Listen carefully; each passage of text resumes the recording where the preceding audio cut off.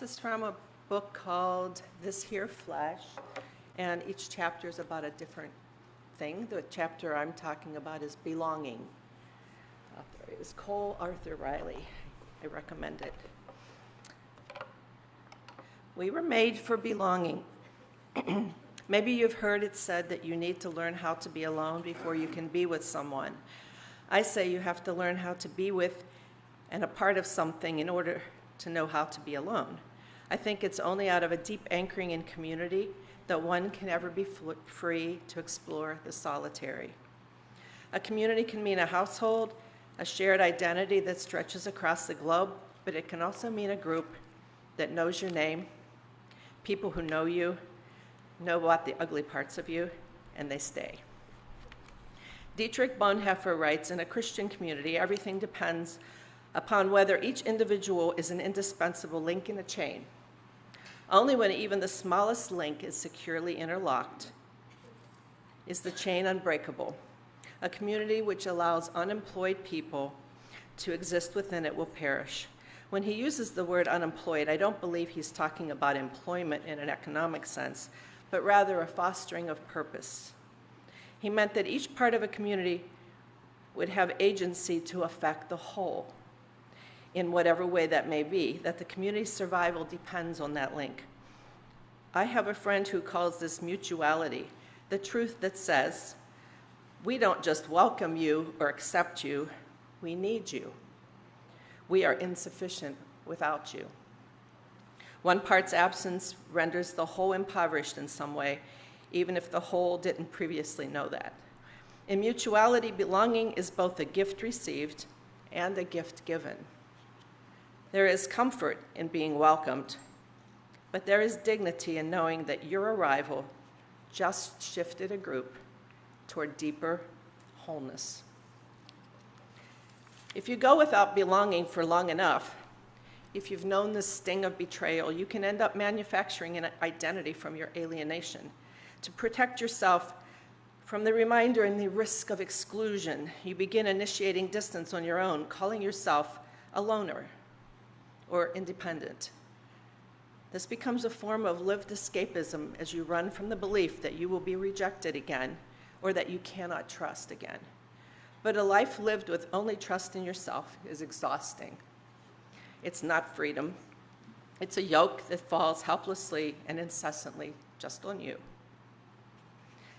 My father encountered the social conditions of the school bus far too late in life. In Manhattan, they walked or took the city bus to school.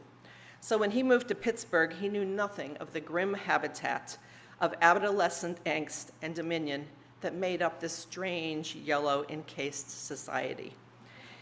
He was unprepared. Back then, Pittsburgh was black and white, and the kids didn't know how to place his honey skin and his Bronx accent. He was alone, and he told himself he was not afraid. My father was small, scrawny, and mixed, and for it all, he endured precisely 3 days of teasing. But on the third day, a meteor fell from the sky and stopped the bus dead in its tracks.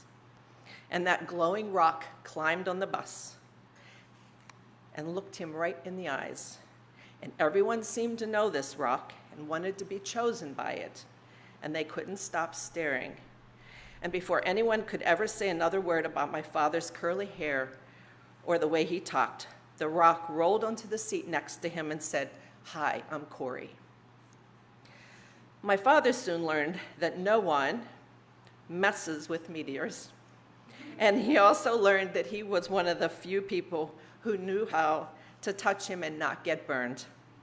And Corey soon learned that this small creature next to him had a magic tongue and limbs that could cast spells over all kinds of people. A new gravity enshrouded them both, a cosmic tethering that would not easily be overcome. At the intersection of belonging and choice, you'll often find friendship. Each day, Corey chose my father, and my father chose him. They were reminded that they were wanted and worth wanting. My father said it didn't take long for people to understand that if they messed with Corey, they messed with him, and vice versa.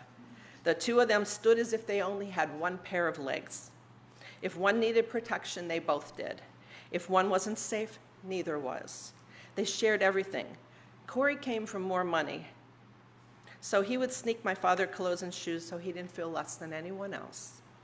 There were times Corey would want to pop off and fight this or that clique, and my father would try to get him to stop and just walk away. He'd tell Corey, "I'm out," but he never left him. Their danger, their survival, their welfare, their joy, it was always going to be as one. We didn't need to say we'd die for each other, he says, but to this day, I'd bet my life on it. Jesus said, there's no greater love than someone dying for their friend. I think of my father and Corey and the crew they ran the streets with. Their love is no less sacred.